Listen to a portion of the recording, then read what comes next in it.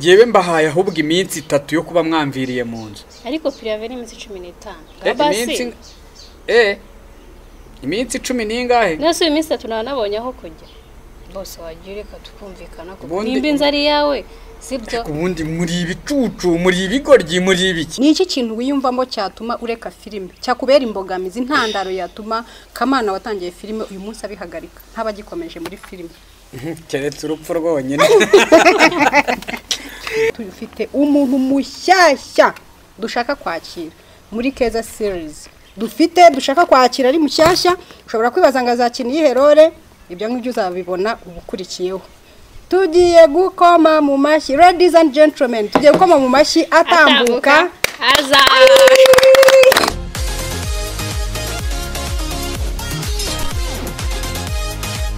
Hello nshuti za JJ Love Family TV by'umwihariko abakunzi ba Keza series uyu numwanya w'ikiganiro rero tubahaye ikaze kandi turabasuhuje aho muherereye hatandukanye fans bacu bari mu gihugu cy'u Rwanda turabashimiye cyane cyane abari kuri group ya Keza series fans Imana yo mwishuri bahereza umugisha twiyegereza n'aba diaspora badukurikira bari hanze y'igihugu cy'u Rwanda cyane cyane Simewo uherereye muri Dubai turagusuhuje Imana yo mwishuri baho umugisha n'abandi bose woni ambassador w'aba diaspora n'abandi mwese aho muri turabasuhuje so tubahaye ikaze uyu numwanya w'ikiganiro rero dutangiye ni ikiganiro gifite insanganyamatsiko ivuga ngo gusubiza cyangwa se uruhare rwo gusubiza ibibazo bimwe na bimwe abafanzi bacu bashobora kuba bibaza ku bakinnyi ba Keza series ushobora kubona umukinnyi afite role aplayinga itandukanye ukibaza se runaka niko asanzwe mu buzima busanzwe ese shangazi urugero shangazi ko akina ari umugome mu busanzwe ni umuntu mubi bigeze hariya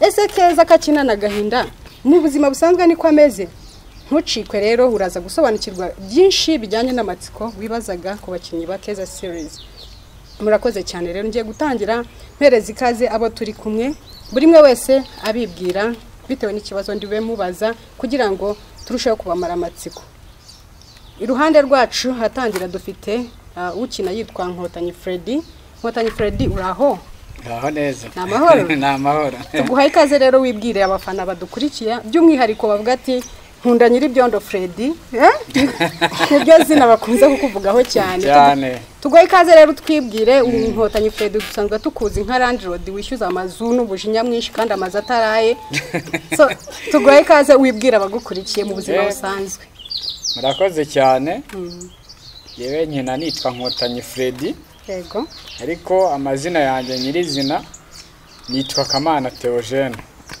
Kamana Theogene wakwibaza ngo ni muntu ki Kamana Theogene mu buzima busanzwe ko ntarimo gukina filime bafite akazi gasanzwe mfite atelier ibaza ikanasudira ya atelier yitwa Muyumbuke Furniture Limited wow ubwo rero Keti stands for what? Keti hagarariye iki? Keti magambo arambuye. Keti ni Kamana Theogene. Wow. Yes. Ubwo rero nkora ibijyanye no kubaza no gusudira nkuko nabibabwiye haruguru. Shaka intebe nziza. Shaka inzugi nziza. Shaka TV stand. Tuntu twiza bitako koze mu ma MDF amastandi y'amavaze y'abantu tuntu twiza twose wadushakira muri Keti Furniture Limited ngo twamukomera amashyi kuko abivuze neza cyane thank you Kamana Theogene iruhande rwe rero duhafite umukobwa mwiza cyane ukunda gukina afite agahinda kenshi yaragowe witwa Keza abantu benshi kuri groupe y'abafanzi ba Keza series narabazaga ngo ninde wiyumvisemo mbere ukibona Keza series abenshi baravugaga nakunze Keza wamukundiye iki akina role y'ibintu bibaho mu buzima ariko kandi ishimi ibabaje rero bigatuma attracting abantu cyane Keza tuguhaye ikaze mu buzima busanzwe urindi murakoze cyane ni Keza nitwa Keza muri filime ariko amazina yanjye nitwa Diana ubuzima busanzwe rero ndo mukobwa utuje cyane cyane nkara muri filime mbese ni kuriya nyine mbayo naga ariko mbayo ariko ndo mukobwa utuje witonda ubusanzwe biriya by'akababaro se nibwo buzima ubayeho uhora ubabaye? oya ntabwo mpora mbabaye ndishima cyane koko ariko nyine irarore ariko biriya bintu ukina se hari aho byaba bihuriye n'ubuzima bwawe cyangwa n'irore baguhaye? oya nta hantu bihuriye n'ubuzima gusa hari abantu benshi babayeho muri buriya buzima benshi cyane ariko ntabwo ariko mbayeho. Okay, thank you so much. Nawe twamuha amashyi asobanuye neza cyane. Urakoze cyane rero. Uruhande rwanjye mfite umuntu ukina yitwa Dudu, nawe akina ari magorwa ariko si Dudu. Aka kanya tubwire Dudu ninde, ese usobanurira abadukurikira. Murakoze. Nanjye nkina nitwa Dudu.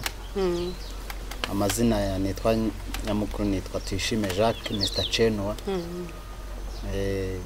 Nge nkina nitwa Dudu, nkina ndi mayibobo. Ariko uwo mayibobo bwavuyeho nabonye umuryango ndererwamo. Wow, yeah, sure. Nkimara kubona umuryango ndererwamo numvise nishimye cyane kuko ubuzima bwarahindutse, sinkiburara. Ariko ibintu byagiye bihinduka, namwe murabibona ko byahindutse. Hari izina uvuzemo ngo Mr Chenwa. Okay. Ishime Jacques Mr Chenwa. Gute Mr Chenwa bisobanuye iki? Ya Chenwa, Chenwa risobanura izina ry'irishinwa. Risobanura ngo ni ukwiye. Ni uko, okay. Wow.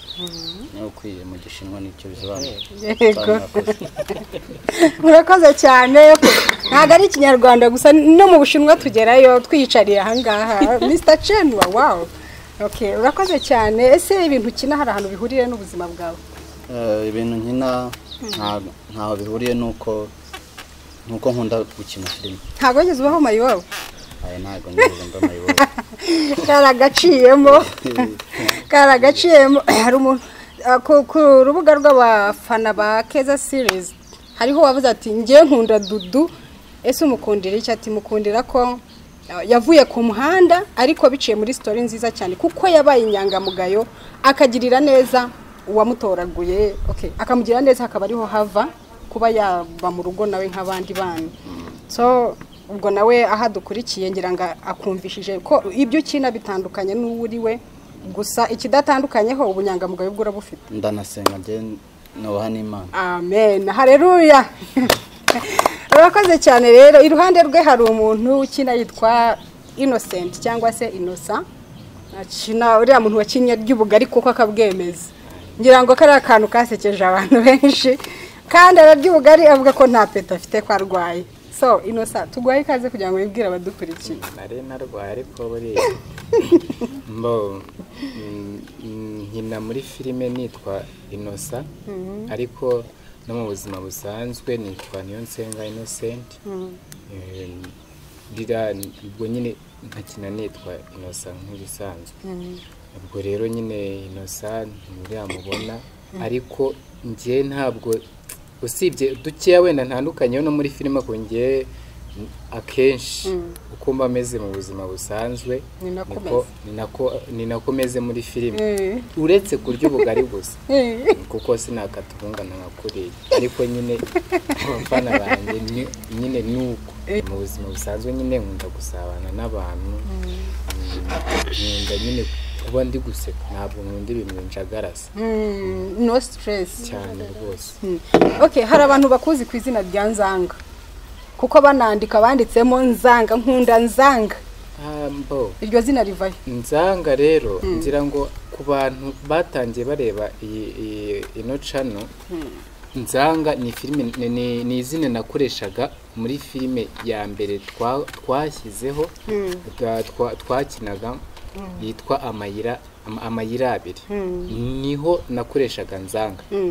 Ubwo rero ngira ngo hari abantu Nzanga bararikunze cyane, ahubwo navuze ko mu buzima busanzwe nyine mbameze nkuko mbameze muri filime, ariko nyine ntabwo ndi Nzanga.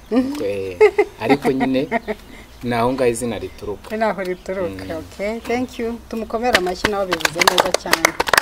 Iruhande rwe hari Mr Japhet ukina yitwa Japhet. Japhet, tuguhaye ikaze nawe wibwira abadukurikiye. Murakoze cyane. First of all ndambahaye ikaze abadukurikiye mwese kuri JJ Love Family TV n'abakunzi ba Keza series muri rusange. Tukaba twafashe uno mwanya kugira ngo tugire bimwe tubagezaho kandi tuzi ko mufitiye amatsiko. Mu busanzwe ngiye nyina nitwa Japhet, ariko ubundi mazina niswe n'ababyeyi ni Irenge Jordan. Nkaba ndi umukinnyi nkuko mu bisanzwe mubibona, ndi umukinnyi uri seriye muri filime, unagambana mukunda, ariko mu buzima busanzwe ntabwo ndi umugambanyi. Yego ndi seriye bijyanye n'ahantu ndi cyangwa se igihe runaka, ariko ubundi ni umuntu usabana n'abantu bose, ukunda abantu. Yani nayo mpamvu twateguye ibi bintu kugira tuzatubagezaho kugira bibashimishe. Mu buzima busanzwe wagwa akadiru ko kugambana ntiwagakora neza. Oya kangora. Bisobanuye rero ko ari akazi atari ubuzima bwawe busanzwe. Urakoze cyane. Se Japhet, tukiri kumwe nawe ukiri kuri muri frame za kamera ya JJ Love Family TV. Niki cyatumye ukina filime? Wumva ushaka gukina filime? Gukina filime buriya nakuze ndeba filime. Abana benshi muri rusange ubundi nta mwana ukura akarenda bo mukuru cyane atararebye filime. So kuri ureba filime ukabona uburyo bigendeye ku bantu, ku muntu wenda ukunda muri iyo filime, cyangwa se ukuntu filime iremetsemo. Nyine byatangiye nyiri mutoya, nkakura bindimo numva nanjye nakina filime kandi nkabibasha. Bigakuramo iyo passion, noneho ngira n'amahirwe mpura namwe groupe ngari cyane, aribyo badufashijemo kugira ngo turebe ko yamano na wa murava n'urukundo dufitiye ya filime ko twabibyaza umusaruro. Ako filime ndayikunda, imbamo, mba nifuza ko nagera kure harenze nangaha turi ubungubu. Niki cyaguteye umurava cyangwa se motivation kugira ngo ibyo wakundaga ubashe kuba wabishyira mu bikorwa? Ikintu cya mbere cyane umurava nuko nabanjije ubundi natekereje ndeba u Rwanda turimo, ndeba n'ibikorwa uburyo n'iterambere technology uburyo igenda itera imbere, nza kubona ko ikintu cyari cyo cyose buriya gishoboka mu gihe ugihumeka. Ubwa mbere nanjye ubwanye nigirira icyizere, nkaba mvuga ko n'ibintu byose bishoboka. Ukiri ku isi ugifite ubuzima, ibintu byose birashoboka. Washyizemo imbaraga no kubikunda birashoboka. Nibyo byakomezaga bimpa imbaraga, kandi tukagira n'abandi bantu bagenda badushyigikira muri background. Ese ibyo bintu bya filime wumva wabikora igihe kingana iki? Filime binkundiye hatabaye mwenda imbogamizi ikomeye yatuma mbivamo, numva byaba akazi kanjye ka buri munsi, nkazabikomeza ubuzima bwanjye bwose. Tugiye kugaruka kuri Keza, umukobwa mwiza cyane hano. Keza, niki cyaguteye motivation yo kumva wakina filime? Murakoze. Ikintu cyane motivation, ubundi filime ndayikunda kuko nakuze ku ishuri nakinaga amateatere, nkina filime mu kigo, urumva hakaza abayobozi tukabakinira, numvaga nkunda filime kandi ari inzozi zanjye. Ko Inosa twariganye, narabikundaga ku ishuri, narabikinaga. Ni nawe wampamagaye arambwira ati Diane wabishobora. Nanjye numva nyine numva ndishimye, avuga ati wawe inzozi zanjye zawe bigiye kumpamo. Rero ntacika intege uko byagenda kose, ngomba kurwana nabyo pe. Ese iriya role baguhaye bakimara kuyiguha wiyumvise ute? Ese nta yindi wumvaga ushaka gukina bakaba barakubangamiye bakaguririye? Oya, iriya role rero narayikunze. Iriya role mana yanjye nayikunze, ifite ukuntu nyine uyijyamo ukumva ukisanisha nabyo, ukumva ukuntu nyine mba numva ari byiza. Gusa n'izindi nazikina nta na role ntakina, ariko iya role ndayikunda kuba nyine mbabaye hari abantu mba ndi guhumuriza bari kubicamo, urumva rero nisa ndayikunda. Urakoze cyane. Tugiye kugaruka kuri Freddy cyangwa se Kamana Theogene. Ni iki kintu wiyumvamo cyatuma ureka filime, cyakubera imbogamizi, intandaro yatuma Kamana watangiye filime uyu munsi abihagarika ntabagikomeje muri filime? Keretse urupfu rwonyine. Keretse urupfu rwonyine, cyangwa wenda bibaye ngombwa yuko nagura nk'ibikorwa byanjye nkaba najya nko gukorera hanze y'igihugu, kuko nabyo mba mbiteganya. Nk'ubu nuko wenda hakurya hariya byaje kugenda nabi, ariko ubundi naho njya nkorerayo muri Kongo. nigoma rwose njya mpakorera rimwe na rimwe iyo mfite akazi binsaba yuko njyayo nkahakorera rero nta kindi cyabimbuza usibye akazi no kuba mu gihugu cyangwa napfa cyangwa ukanapfa nuko bivuze bimeze nka rya sezerano ry'abashakanye ngo keretse urupfu nirwo ruzadutandukanya cyane urupfu nirwo rwantandukanya na filime rwose cyane ese Freddy nihe muri role zose baguhaye nihe role wakinnye ukavuga uti wow mbikoze neza cyane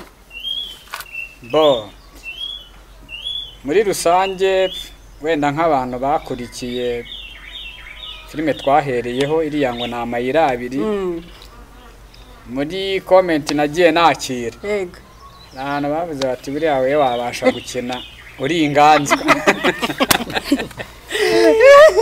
ati wabasha gukina uri inganzwa ahandi naho muri Keza naho aravuze bati abantu mutiko yaba ikigambanyi abana cyadanje noneho ahandi naho bagarutse ni hariya ebana nishyuzaga inzu kandi atari niyanjye atari niyawe nuko aho zirandrodi wishyuza nabi n'inzu atari niye ebana bari ikibazo gikomeye n'ishyano rikomeye cyane okay tugaruke kuri Mr Chenwa cyangwa se Dudu ukina yitwa Dudu nuye mukinnyi w'icyamamare ufatiraho urugero haba mu gihugu cy'u Rwanda cyangwa se no hanze y'igihugu yewe mukinnyi nakuze nkunda cyane niwo natangiriye kurebaho filime natangiriye kuri Kanyombe ndamwubaha cyane niwe umuntu ufatiraho urugero niye mpamvu yagukundishije Kanyombe dufite abakinnyi benshi hari bangenzi hari benshi batandukanye aba badamu nabanzanga Mr Nzanga hano hari ba Freddy n'abandi batandukanye ariko niki cyatumye umutima wawe uvuga uti wow Kanyombya ngewe yakina mbona ari byiza ku buryo namufatiraho urugero mwakoze Kanyombya buriya Kanyombya ni umuntu namenye mbere niwe nabanje kumenya mu kumumenya rero nge buriya mufata nk'umwami w'abakinnyi ba sinema mu Rwanda mu gihugu ndamwubaha cyane niwe namenye bwa mbere niwe na muntu okay nukuvuga ko ari mu bakera mu bakinnyi bakera babirambyemo kandi niwe mfatiraho urugero kandi na n'ubu aracyakomeje kandi ureba ari no mu zabukuru nanjye mvuga ngo nanjye nzarinda imvi z'uruyenzi ngikina sinema abantu mwumva imyaka ye murumva ko irimo kwegera yo nyine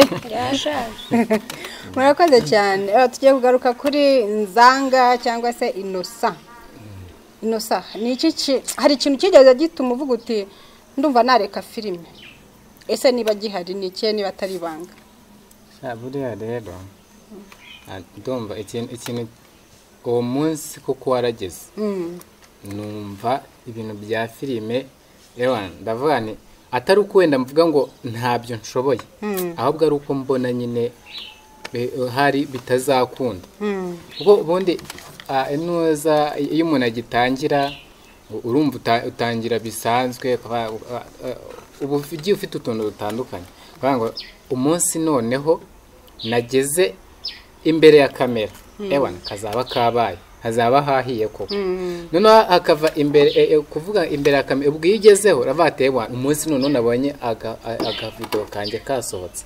nkireba hazaba hahiye kuko byabaye noneho nyine muri ibyo iyo bitaracamo hari igihe nyine ushobora guhura n'ikintu runaka kikaba cyatuma bati bya bintu rero wasanga ari ukubitekereza gusa ari inzozi bitazaba ubwo rero nanjye uwo munsi warageze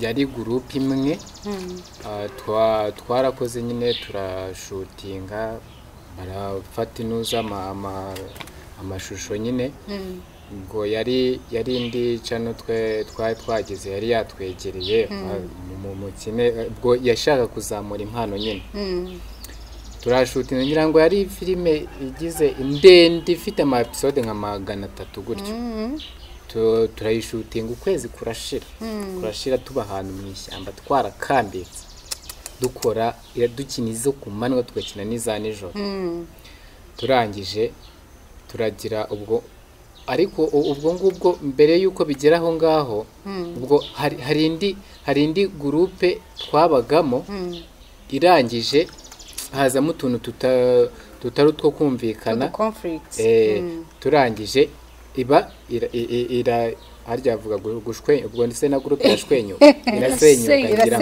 okay noneho ubwisenyutse urumva kuzajya kujya kwiadapta mu yindi groupe niki birangwa ariko sinacika intege noneho ngeze naho ngaho bya bintu babifashe niki ubwo barangije abantu ubwo twabaga dufite n'amakuru agiye atandukanye ngo iyo filime ngo yagezeho ngo wana ngo yataza amamiliyoni ngo mukagira gute noneho dutangira gupfa ya amamiliyoni atarasohoka nta na video yari yakagiyeho kuri iyo channel dutangira gushwanira amamiliyoni azasohoka nanjye ukavata ariko ni njyewe wakinnyemo amaseni menshi bivuze ngo nagahembwa menshi ati se ko nanjye ari njyewe ko ndi umuyobozi mwaha kandi ko zitukwamo nkuru isuko ngomba gufataho menshi nyine nabyo birashwenyuka birasenyuka ubwo rero nyine bigenda binshiniye n'abandi ibi bintu rero ndabona atari ibyanjye nagari impano yanjye ni umunsi nyine numvishe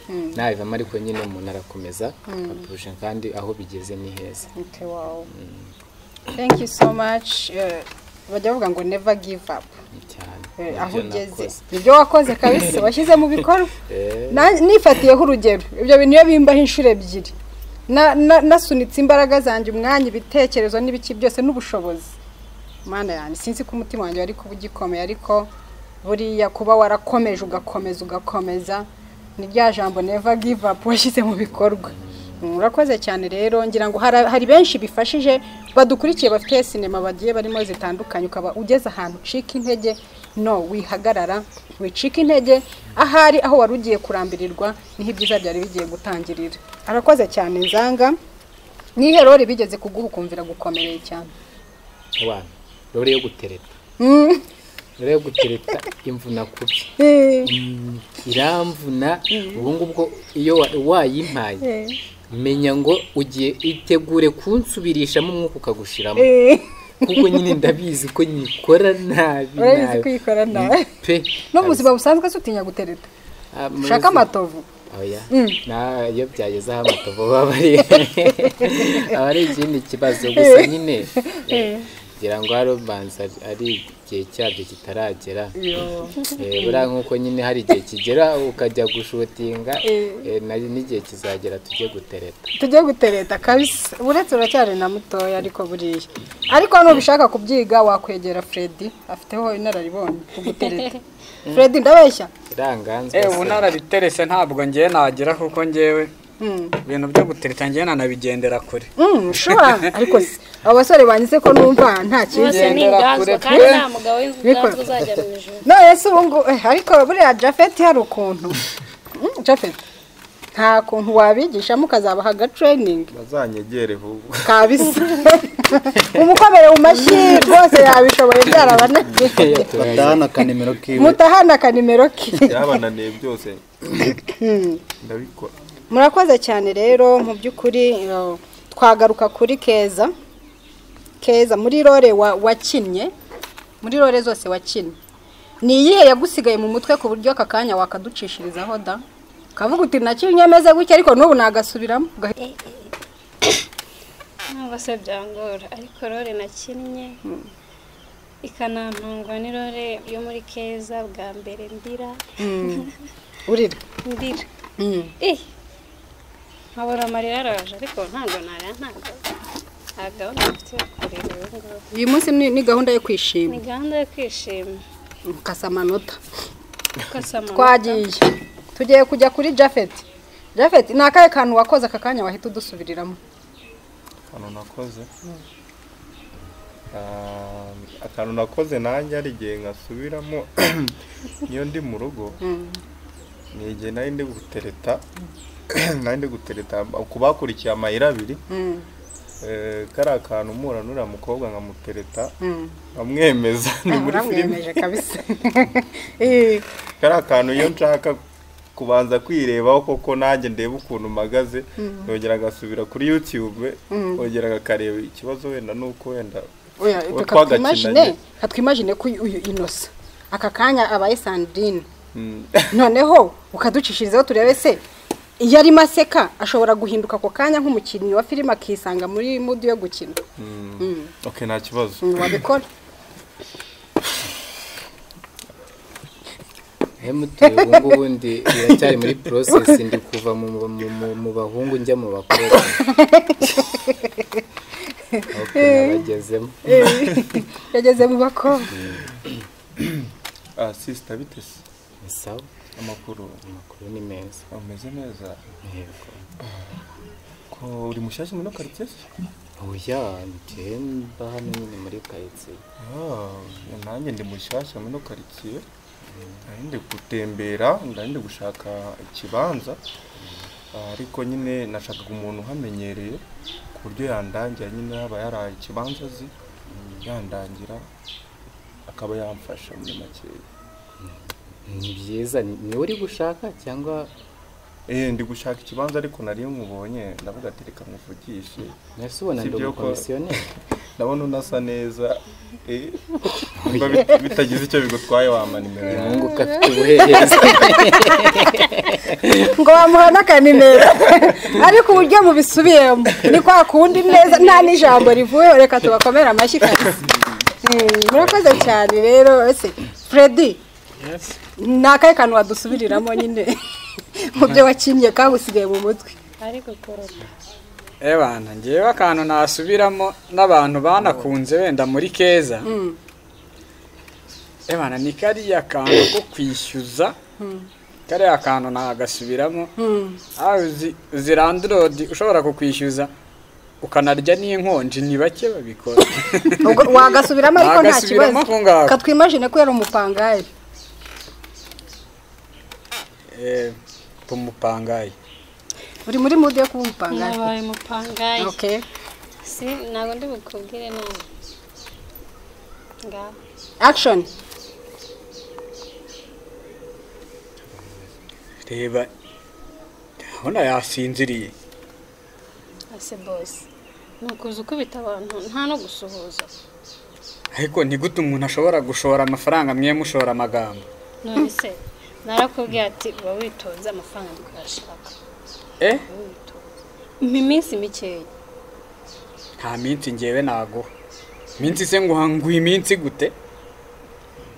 Ngewe mbahaye ahubwo iminsi 3 yo kuba mwamviriye mu nzu. Ariko priaveri iminsi 15. Basi. Iminsi 10 ningahe? Nase iminsi 3 nabonye aho kujya.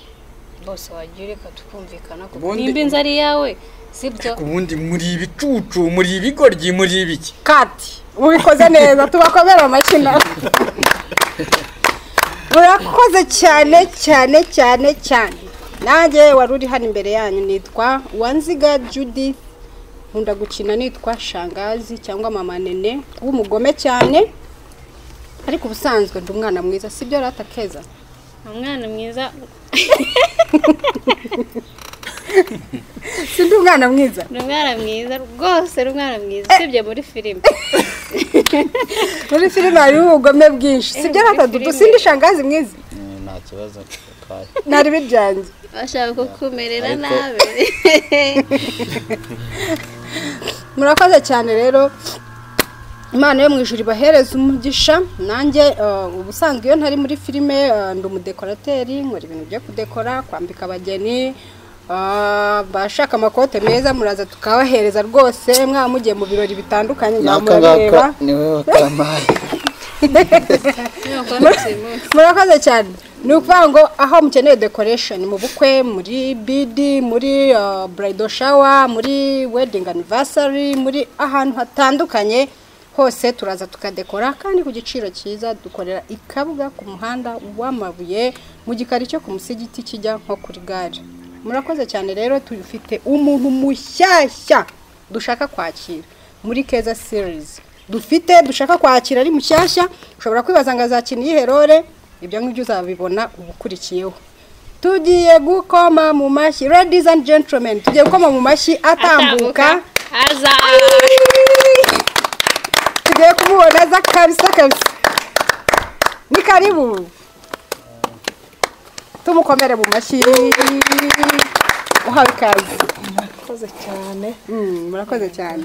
Tugiye kumuha ikaze rero nawe aratwibwiraho cyarimo gusuhuzanya. Tugiye kumuha ikaze aradusuhuza atubwira amazina ye, atubwire niki kimuzanye. Okay, ntago ari ukuza gusa, niki kikuzanye, tukwitegamiye iki nk'abafana ba Keza series. Uhaye ikaze. Murakoze bafana ba Keza series. Amazina yanjye ni Ambajimana Sheri. Ndi umwarimu mu mashuri yisumbuye, nigishiriza i Remera. Okay.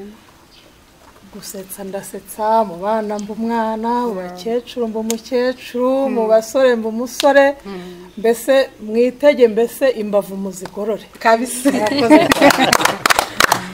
Hari umuntu watwandikiye atubwira ngo mwongeremo inkuru yo gusetsa like nka comedy itari nyinshi ariko iboneke. Arongera atubwira ngo kandi ni inkuru y'urukundo. Y'urukundo yaratangiye rero. Hari abandi bambwiye ngo kuki mutaranshakira umuntu dukundana. Mukundana. Okay. Ngiyo rero irakenewe. Ubwo wakuze ndabyumva. Uwakwishakira. Mwana wanjye yakuze. Uwakwishakira.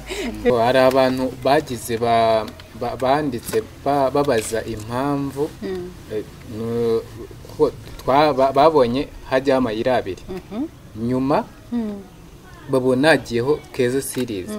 Ngira ngo nyine abantu birabacanga babaza impamvu yabyo. Hase yararangiye amayira abiri.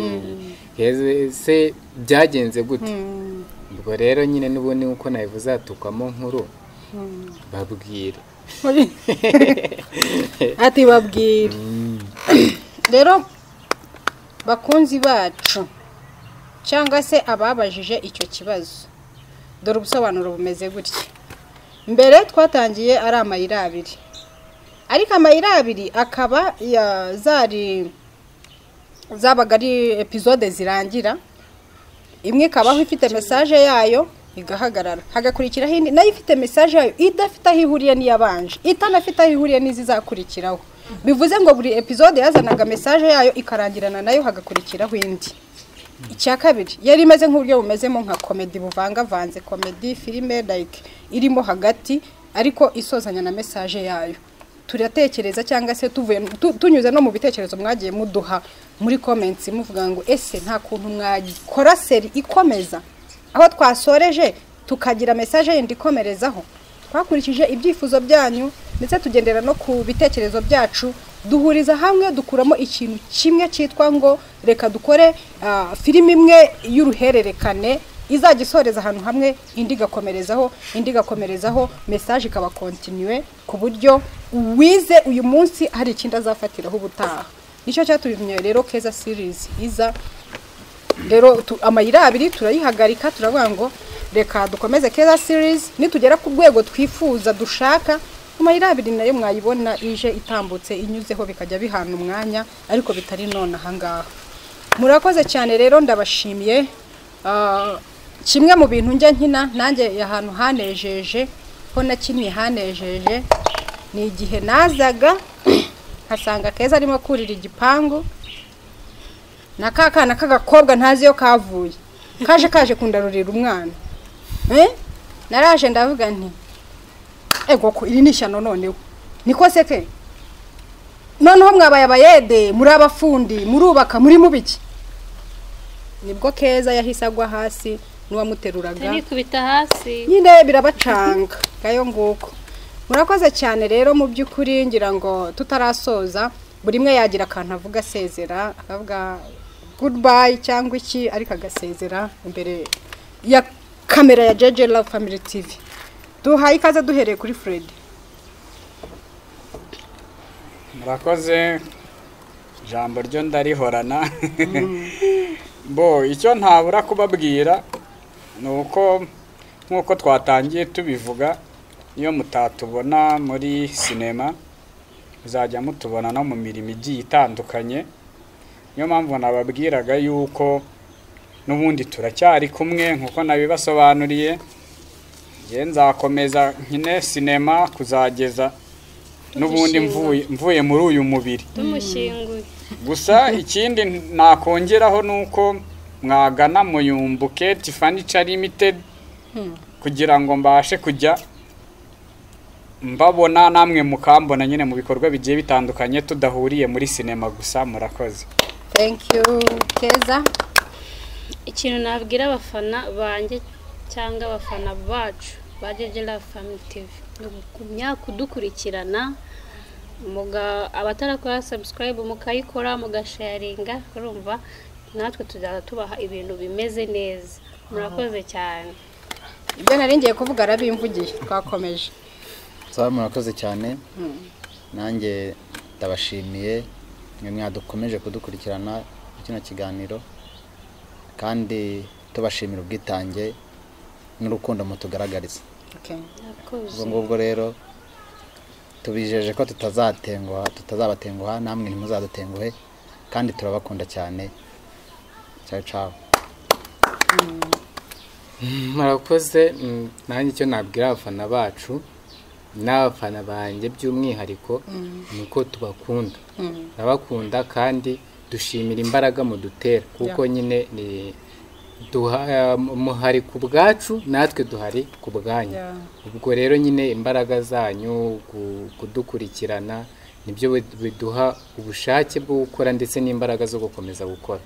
Ubwo rero rwose hari uwegeze kubaza ngo se ngo ubwo ngubwo ngo ngayo samareshya mugeni ngo niki mwatwizeza kivuga ko muzakomeza.